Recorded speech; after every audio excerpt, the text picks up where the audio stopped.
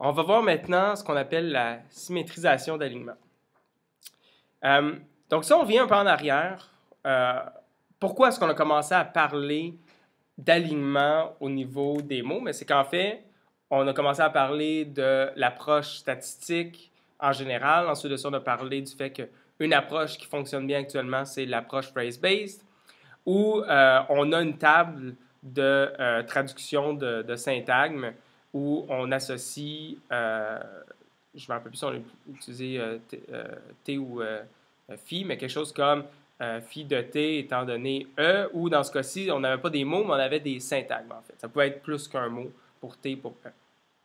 On se dit, pour entraîner un modèle de traduction, à ce moment-là, ça prendrait un alignement, puis au niveau des mots, quand nos syntaxes, c'est juste des mots, mais aussi au niveau des syntagmes à plusieurs mots, dans le cas général, pour l'approche phrase-based.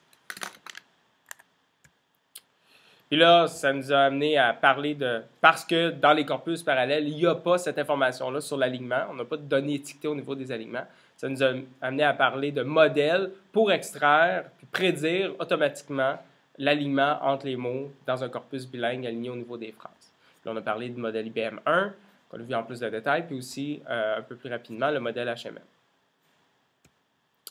Maintenant, on a aussi vu, par contre, que ces modèles-là, il y a certains types d'alignements qui ne supportent pas, c'est-à-dire qu'ils ne peuvent pas produire. Par exemple, un alignement comme on a ici, où on a un mot de la phrase F qui est aligné à plusieurs mots de la phrase E. Ça, c'est quelque chose que le modèle IBM 1, le modèle HMM, puis aussi le modèle IBM 3 qui est discuté dans le livre ne supportent pas. Ce n'est pas quelque chose qu'ils peuvent produire. Ça, c'est dommage, entre autres dans l'approche phrase-based, parce que ça se pourrait peut-être qu'on aimerait ça avoir dans notre table de traduction phi de avant tiers, étant donné the, des, et ainsi de suite. On aimerait ça avoir une entrée dans cette table-là pour savoir que si je vois les mots the day before yesterday, ben, je peux peut-être considérer les traduire par avant hier. Bon, en fait, parce qu'on se rappelle, dans l'approche statistique, on va avoir un modèle P de F sachant E, qui va être un modèle phrase-based, mais en fait, nous, ce qui nous intéresse, c'est à cause de la règle de Bayes, en fait, ce qui nous intéresse, c'est de faire l'inférence de E à partir de F. Donc, d'avoir ces paires-là, ça va être utile pour traduire dans l'autre sens, finalement. D'avoir notre phrase en anglais à partir d'une phrase dans une autre langue. Donc là, ce qu'on va voir, c'est comment contourner cette limitation des modèles comme IBM 1, HMM, puis plusieurs autres modèles comme ça. En fait, tous les autres modèles IBM 3, 4, 5 sont comme ça aussi. Puis typiquement pour les alignements mot à mot, ce qui est utilisé, c'est souvent IBM 4 ou IBM 5. Donc, on a qu'avec ces modèles-là, ils vont permettre d'aligner un mot de E à plusieurs mots de F, mais pas l'inverse. Donc, il y a une direction dans laquelle on peut avoir un alignement d'un mot avec plusieurs mots. C'est juste pas l'autre direction qui est d'un mot vers F vers plusieurs mots dans E. Donc, ce qu'on pourrait faire, une idée, ça serait d'exécuter l'alignement dans les deux sens pour la même paire de phrases. C'est-à-dire qu'on va aligner de E vers F, puis de F vers E. Ça va nous donner deux alignements possibles. Puis là, on pourrait essayer de les combiner. Parce que si on le fait dans les deux sens, ça veut dire que dans chacun des alignements, il va y avoir potentiellement des alignements d'un mot vers tous les autres mots. Donc, puis on va les avoir dans les deux sens. Donc peut-être qu'à ce moment-là, on va être en mesure de prendre une partie de l'alignement dans une direction, puis le combiner avec une partie de l'alignement dans l'autre direction. Okay? Donc à ce moment-là, on pourrait avoir des alignements multiples dans les deux sens si on fait ça. Alors cette idée générale-là, de combiner deux alignements comme ça, c'est ce qu'on appelle la symétrisation d'alignement.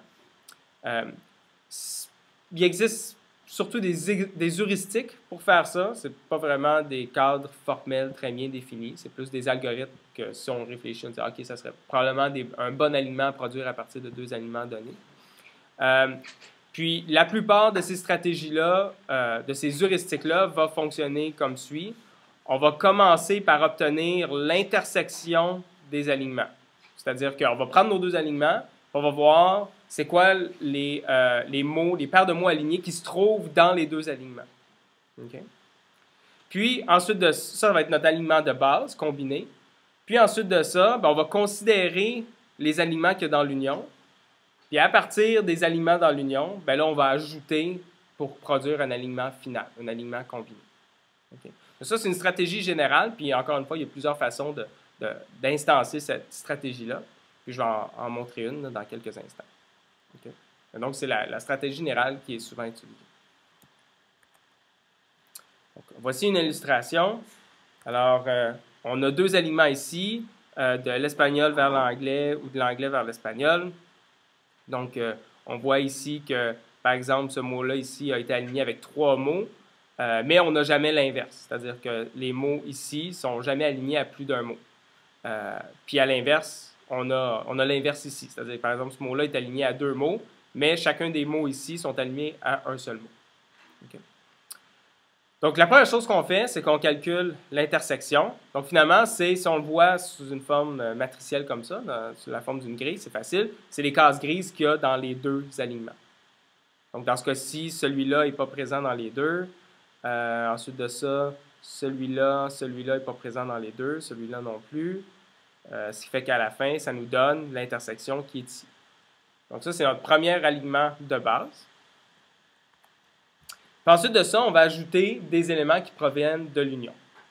Alors, l'union, c'est quoi? C'est l'ensemble des cases qui se retrouvent dans un ou l'autre. Donc, à ce moment-là, on voit que celle qu'on avait enlevée, celle-là se retrouve ici, celle-là se retrouve ici, même chose pour celle-là qui se retrouve ici, puis celle-là aussi qui se retrouve ici, ce qu'on avait enlevé avant. Okay?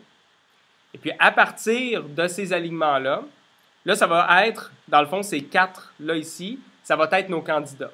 Nos candidats qu'on va ajouter dans l'alignement final. Là, on pourrait imaginer différentes heuristiques. Une heuristique qui est entre autres utilisée dans la librairie qui s'appelle Moses, qui est une librairie très populaire pour faire de la traduction phrase-based. Une heuristique qui est utilisée, c'est qu'on va prendre chacun des alignements qu'on a dans l'intersection, puis on va regarder c'est quoi les cases voisines. Donc, par case voisine, par exemple, si je considérais ce point-là ici, ce serait toutes les cases qui se retrouvent autour comme ça. Donc, il y en a 8. Et si une de ces cases-là se retrouve dans l'union, je l'ajoute à mon alignement final. Donc, à ce moment-là, par exemple, cette case-là ici, qui correspond à ça, je l'ajouterai parce que, entre autres, il y a celui-là ici, que c'est un de ses voisins. Puis celui-là aussi, c'était aussi le voisin de cette case-là dans l'intersection. Okay? Ensuite de ça, on peut regarder celui-là. Un autre voisin qu'il y a, c'est celui-là ici. Donc, on pourrait l'ajouter. Ensuite de ça, ce point-là aussi, cette case-là ici comme voisin. On pourrait l'ajouter. Puis, c'est tout. On les a tous couverts. Donc, ça nous donnerait ça ici comme alignement final. Ou, dans ce cas-ci, on a des alignements de un mot d'espagnol vers plusieurs mots en anglais. Puis, à l'inverse, on a un alignement de un mot en anglais vers plusieurs mots en espagnol. Donc, on a des alignements multiples dans les deux directions. Je vais juste mentionner que ça, c'est une heuristique parmi d'autres. Puis, il y a des travaux de recherche qui sont intéressés à essayer d'améliorer ces procédures-là d'extraction d'alignements symétriques. Donc ça, maintenant qu'on a ça, là, on a des alignements potentiels vers un mot, de un mot vers plusieurs mots. Mais si on veut faire des alignements au niveau des syntagmes, ce qui pourrait nous intéresser, c'est aussi d'avoir des alignements multiples simultanément dans les deux sens. Par exemple, on aimerait peut-être avoir dans notre table de traduction le fait que « don't have any money », on peut traduire ça par « sont démunis » ou dans le sens inverse. Okay. Donc à ce moment-là, ça nous prendra un bloc d'alignement entre ça ici et ça ici. Okay. Donc cette information-là, ça serait utile aussi de l'avoir pour avoir nos entrées à mettre dans notre table de traduction dans l'approche phrase-based. Encore une fois, on va avoir une procédure heuristique pour obtenir ça. On va obtenir un alignement qu'on a obtenu après la symétrisation. En fait, l'alignement ici n'est pas exactement le même. Je crois que cette case-là, elle n'était pas là, mais supposons que c'est le résultat de la symétrisation qu'on a ici. Ce qu'on va faire, pour ce qui est de retourner les paires de syntagmes qu'on va mettre dans notre table de traduction pour l'approche phrase-based, c'est qu'on va extraire les paires telles que, donc des paires de syntagmes, telles que les mots d'un syntagme sont alignés uniquement avec les mots de l'autre syntagme. Okay. Par exemple, une première paire qui est facile, c'est Maria puis Mary, qui est ici. Mary a juste aligné avec Mary, puis même chose dans le sens inverse. Par contre, on pourrait avoir des syntagmes entre des alignements entre un mot et plusieurs mots. Donc, effectivement, slap est aligné uniquement avec ces trois mots-là ici. Puis, même chose, tous les mots dans le syntagme Diona Bofetala et sont alignés uniquement avec slap. Donc, ça, c'est une autre paire valide qu'on pourrait extraire. Puis, on pourrait avoir de plusieurs mots à plusieurs mots, comme ça ici. Donc, on a did not slap avec no dio una bofetara. Donc, dans ce cas-ci, on voit que tous les mots ici sont uniquement alignés avec tous les mots ici et vice-versa. Donc, ça, c'est une autre paire de syntagmes qu'on pourrait extraire. Puis ça, on fait ça, il y en a plusieurs qu'on pourrait extraire comme ça. Puis on peut possiblement se limiter à juste extraire des syntagmes pas plus longs que 4 ou 5 mots si, entre autres, si on a des contraintes en termes de la taille que notre table de paire de syntagmes finale peut avoir. Et donc, c'est une première procédure, c'est une procédure générale, un principe général, pas trop difficile à implémenter, qui va nous permettre de prendre un alignement symétrique après notre procédure de symétrisation, puis d'obtenir enfin des paires de syntagmes alignées.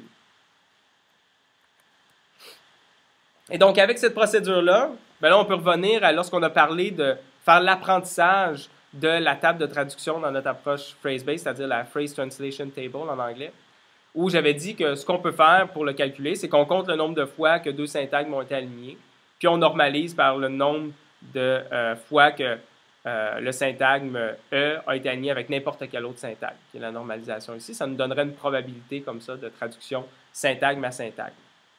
Donc, on ferait juste prendre nos données alignées phrase par phrase, on extrait les alignements mot à mot dans les deux sens, on symétrise, on extrait donc de chaque paire maintenant toutes les paires de syntagmes alignés, puis à partir de ça, on va pouvoir calculer les statistiques de fréquence dont on a besoin pour calculer ces probabilités-là. Et donc, pour chaque, ça voudrait dire que potentiellement, dans notre table de traduction, pour chaque paire de syntagmes observée au moins une fois, on va avoir une probabilité comme ça qui va être non nulle. Donc, ça va être typiquement pratique une très, très grosse table qui va nécessiter beaucoup de mémoire. Donc, c'est un des désavantages de l'approche phrase-based, c'est une approche qui nécessite quand même pas mal de mémoire et beaucoup de ressources, mais c'est une approche qui est à la base de la plupart des systèmes actuellement de traduction état de langue.